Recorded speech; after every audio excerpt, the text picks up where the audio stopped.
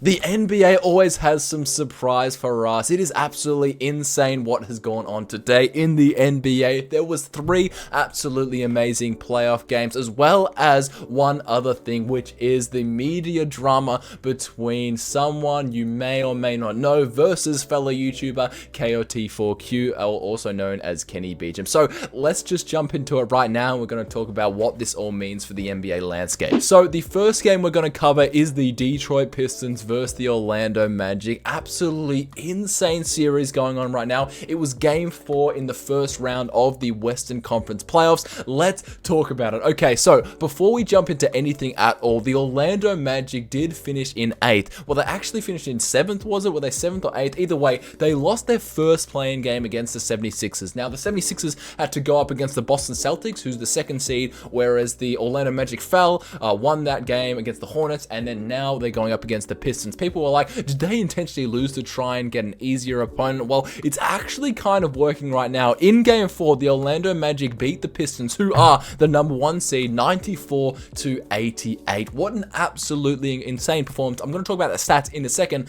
but that means the Orlando Magic are actually up 3-1. What does this mean for the Pistons? Can they possibly come back from this as a first seed? So, some more context with the Pistons as well that I want to mention. 2 years ago, only 2 years ago, it's kind of crazy to think about that, they had the worst and like the longest losing streak of all time. It was 24 games, was it? I could be wrong, but they had the longest losing streak of all time, and now they came out this season, and hey, Cade Cunningham, he's gone well, bang, the Detroit Pistons won 60 games and only 22 losses, first in the East, only 2 years after the longest losing streak in the NBA. That was helped by obviously Jalen Duren becoming an all-star, and the Pistons leveling up and having some good role plays and stuff. Crazy that Malik Beasley is not even on this roster, but let's talk about this game specifically. So like I mentioned, Orlando won 94-88. If we look at the Orlando starters, or everyone's points, the leading scorer was Desmond Bane, which was 22 points. By the way,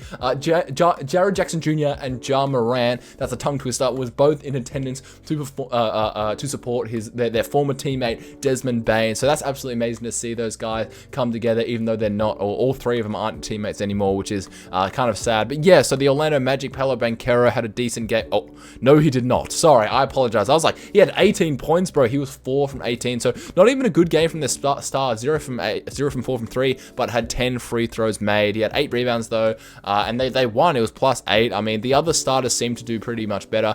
Franz Wagner had 19 points. I'm reading the stats up here, obviously, but nothing absolutely crazy stands out. Like, it's not like someone's going crazy. Obviously, Jamal Cain, he had a crazy poster dunk if you didn't see that. Oh, bro, it was elite. But yeah, he had 9 rebounds as well. So it's like they played well, but their starters seem to just perform really well. Like Anthony Black, who's off the bench, he was a -19, so it means they were losing by 19 when he was on the floor. They lost 19 points. Plus minus isn't a great stat in my opinion, but it gives some context. So then we look at the Pistons, who lost. These guys lost. They had Tobias Harris, who had 20. Cade had 25. Like, they had some good performances. 12 and 8 for Jalen Duren. Asad Thompson only 6. But either way, there's nothing that absolutely pops out in the stat sheet. It's like, how did they lose this game? Now, let's talk about the fouls and the turnovers. So the fouls are pretty much the same, but when we look at the turnovers, the Pistons had 20 to Orlando Magic's only 10, which is nuts, bro. That is absolutely insane. They had double the amount of turnovers, yet the Orlando Magic only won by 6. So it's a respectable win. I guess a respectable loss. But either way, the point is, this game 4 has made the Pistons now go down 3-1. Bro, they would have to make a 3-1 comeback. If the Orlando Magic win in the next game, they will only be the 2nd team ever to beat a first seed in 5 games. The other team was the Miami Heat versus the Milwaukee Bucks in 2023. Absolutely insane series, insane run by the Heat back then. But yeah, this game, it was good. It's wild that the Orlando Magic has come out as an 8 seed and is now up 3-1 against the Pistons. Oh my goodness. Do you guys think that the Pistons can actually come back, or do you think the Orlando Magic have this in the bag? Let me know. So the next thing I want to talk about is some NBA media drama. I know you love drama. You sitting there right now, you're like, hoo, hoo, hoo, I'm fiending for this. You got your popcorn there. You're like, all right, let's talk about this right now. So I almost said the Orlando Magic, bro. I'm moving on, all right. This guy, basically, if you don't know, okay, KOT4Q, also known his real name, Kenny Beecham, everyone knows him. Lovely guy. He came from like 2K rebuilds and stuff. Now he's made Enjoy Basketball, which is an NBA media company, and I love his takes. I love hearing his stuff. I love his game videos. He's a really good content creator. If somehow you haven't heard of him, he is one of the best basketball content creators out there for a multitude of reasons. But some of his shows this season have ended up on like NBC and stuff like that, which is absolutely awesome for him, the network that NBA is partnering with this season. And you look at this, he basically had a new show coming out. I don't know what platform. I think it's NBC, but I don't know. No, it's NBA Radio. Either way though, he had a 1 hour with Kenny Beecham. I believe that's the name of the podcast. I'll talk about exactly why I want to say that in a second, but it's a radio show, not a podcast. It's a 1 hour live, I think. Either way, I don't know, but either way, 1 hour with Kenny Beecham. Okay, so then these guys, Frank Isola and Brian Scalabrine, were kind of annoyed that their show was chewing into their hours, so they were getting less and less show, which like because Kenny Beecham's show came out right after theirs, and you're supposed to promote the next show in your show as well. Now, I will note Brian Scalabrine was very quick to be like, bro, what are you doing? But I'm just gonna play this clip, and this is Frank Isola talking about Kenny Beecham. All right, the Kenny Beecham Hour with Kenny Beecham, aptly named. God forbid we name it the Frank Isola Brian Scalabrine Show, but we've only been doing this show here for about how many years now, Brian? 15. When you walk in first day, they're going to name a show after you. Debuting today at noon Eastern, NBA Radio Channel 86 and the SiriusXM app. And whoever did the read, and Warren wanted me to read this, Brian, he wanted me to write that Mondays just got better, which means our show, they'll be taking an hour off our show. And Warren wants me to write that Mondays just got better because now an hour of our show will be cut. Right now, you need to calm down. just trust me on this one. Just calm down. All right. Don't tell me to calm down. Give me a break. Break. Let me ask you a question. Let me ask you a question. Nationally. I gave you your warning. Nationally, who's got a bigger name? Brian Scalabrine or Kevin Beecham? Kenny Beecham. Kenny Beecham. Who's got a bigger name, me or him? Kenny Beecham. Bull. Frank. He does PTI? Bro, like, why would you compare yourself saying, am I more popular or this guy? I don't know, like, genuinely, I didn't know this guy before today. Like, this guy actually has some crazy ego on him. Everyone's attacking him on social media. It's kind of funny, but he kind of understands that, like, hey, me and Brian Scalabrine, it's weird looking at it, because me personally, Brian Scalabrine is way more popular than Frank Isola. He wasn't comparing Brian Scalabrine to KOT4Q. He was comparing himself, which, who are you? But anyway, obviously, Brian Scalabrine is like, don't do that, bro, don't do that. But something absolutely amazing as well. I'm going to play the clip now from Kenny Beecham. He posted this on his Twitter, bro. This is so funny. This was from Kenny's show. 2 short clips here. Actually, I'll play the first one first, but this is him talking about at the start of the show. Welcome in to the Kenny Beecham Hour. What a great name for a show, right? Some are saying that Mondays just got better around here. Others are reluctant to say that, but still forced to do it. Regardless, we are here. Absolutely hilarious saying, like, some people like it, but, you know, some people forced to say it, whatever. But then look at this clip as well. Reminder that after this show, we do have Deals and Dunks with Zach Harper and Mark Stein. 2 guys that I definitely respect in this industry. Funny guy, Zach Harper. Mark Stein, I got the Substack, big guy. I'm reading multiple times a week. And that is how you promote the show that comes after you. We got a report from Sam Amick. Hey, he cooked him, I can't lie. I wish all the best for Kenny Beecham, and his platforms are absolutely amazing. So if you want to watch his shows, make sure you do, because I absolutely support that.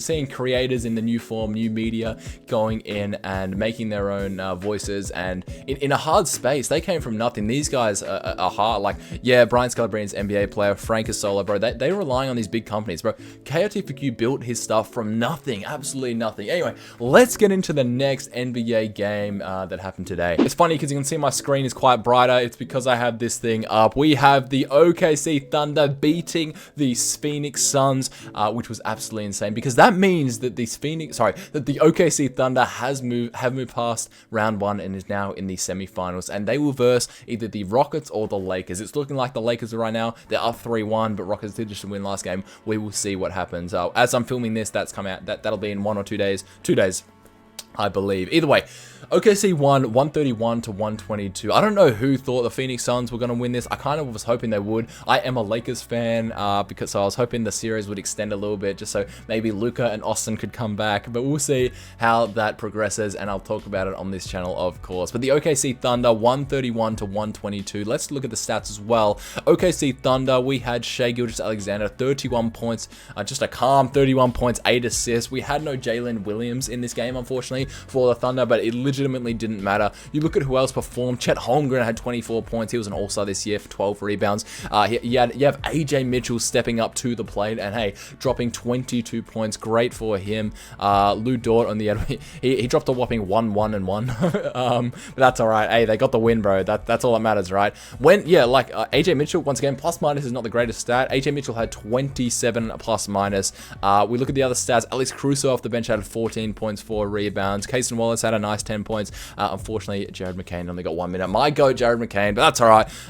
We will see how they do in the second round against either the Lakers or the Rockets. Anything can happen, but we will see how that progresses and stuff. But I want to talk about the Phoenix Suns as well. I'm going to go over their stats. That's not all I'm going to do in this video, I promise. But Devin Booker, 24 points. 24 points, 6 assists, but he did have 6 turnovers. Dylan Brooks, 23 points. Jalen Green, 23 points. Why can't I say the name? Gillespie with a 20 piece as well. Grayson Allen, 12 points off the bench. Now, the Phoenix Suns just looked absolutely rough in this series. I wish that these Phoenix Suns could have done something. I believe this was the series that it could have been. No, this was the 7th. No, this was the 8th seed. So this could have been the Warriors. That would have been, even if they got swept, it would have been so much fun to see Steph Curry in the playoffs. This is very unfortunate. But yeah, Dylan Brooks had a good season. He averaged 20 points per game. Absolutely insane series when you think about it. Like, everyone was joking that in the past, like, yeah, this guy was just a gritty defender. He's really annoying. He's not a real player, but he just stands there like, looking all menacing. But hey, he's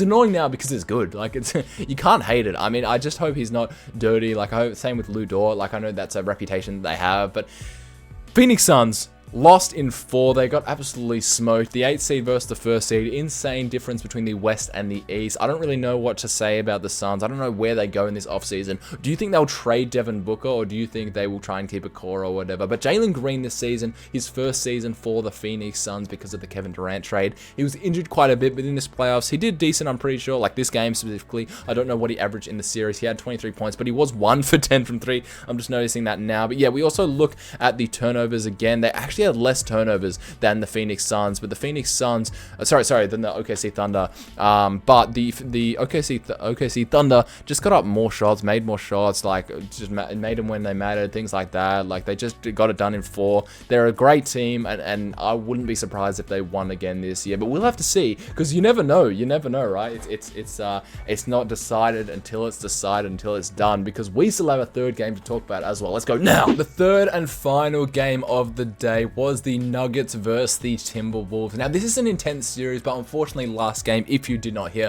Dante DiVincenzo did tear his Achilles, unfortunately. Absolutely heartbreaking for Dante. They could still go on and win the championship, and he would get a ring, similar to what happened in 2021 with the Bucks. He does have a championship ring, but he wasn't playing in that playoff run at all, unfortunately. But we'll see what happens there. But I want to talk about this series and this game as well. If you didn't see last game, yeah, Anthony Edwards hurt his knee as well. They didn't have Anthony Edwards today. He'll be out for like a month probably. So we'll see if the Nuggets can even progress and see if they can wait till he gets back. I don't know. We'll have to look at that. But I'm going to look at the stats from today. I believe Naz Reid went down and got injured, but I could be wrong. He might come back. I actually don't know. I apologize that I'm unaware of such situation. But I will say the Nuggets won today, game 5, 125 to 113. Now the Timberwolves were up 3-1. Now they're up 3-2, because it's interesting. The last game it took I'd assume a 43-point game after those other guys were out. But we'll see if the Timberwolves can bring it back in game 6, or will it take it to game 7 and the Nuggets possibly come back 3-1. I don't know. We will have to see on that.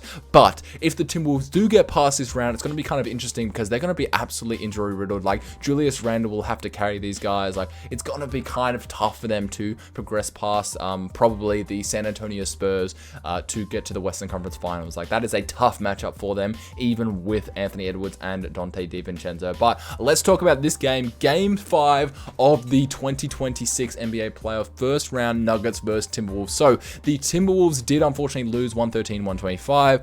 Timberwolves had Julius Randle, like I said before, but he had 27 points, 9 rebounds, 6 assists. He did have 5 turnovers though, however. Jaden McDaniels had 13 points. We had Ayodasumu once again starting, had 18 points, another good game from him. Terrence Shannon Jr. off the bench, 15. Bones Highland off the bench, 15. Nas Reed had 12. I could be wrong that he's injured. I apologize if I'm spreading misinformation. But we look at the Nuggets stats. Nikola Jokic does Nikola Jokic things. 27, 12, and 16. Bro, that is absolutely nuts. When you just think about it, like, that is an insane stat line, but people just like gloss over it because it's Nikola Jokic. Bro, that's like triple-double with 16 assists, 12 rebounds, and 27 points. Like, that is absolutely insane. But the other role players did their job as well. Spencer Jones, who's really come into his own as of late, 20 points. We had Cam Johnson, who had a tough start to the season. I'll talk about that in a second. 18 points for him. Jamal Murray, 24 points. First time All-Star this season. Now, Christian Braun also started, but he had 9 points. And the rest of the bench, they did their bit, and they all contributed to a 12-point win. But I wanted to talk about Cam Johnson, okay? So if you didn't know, Cam Johnson got traded from the Nets to the Nuggets at the start of the season. It was MPJ who got traded for. But the thing with Cam Johnson, he was having a tough start to the season. Everyone's like, bro, why did you trade him? And MPJ is now averaging 25 points per game over the Nets. Obviously, they're not in the playoffs, but it's like, come on, bro. Why are you doing that for, bro? But no, Cam Johnson really coming to his own as of late, and as of he came back, and the rest of the regular season, he played well. I believe he finished by averaging 15 points per game across the whole season, so he had a good end of the season to up that. I could be wrong on that stat, but Cam Johnson, 18 points in this one. It's important to have role players like that. I'm excited to see when their next game is, when and how, and if they can get the win, if they can take it to a game 7, or if the Timberwolves will simply take this one and win. And what do you think? I think the Nuggets have a decent chance against the Spurs, but I think the Timberwolves by themselves, as it is, it's going to be tough against the Spurs. Like, I don't know. What do you guys think? Can they possibly move on and and finish this series? We will see. Let me know what you think in the comments below. Make sure you subscribe.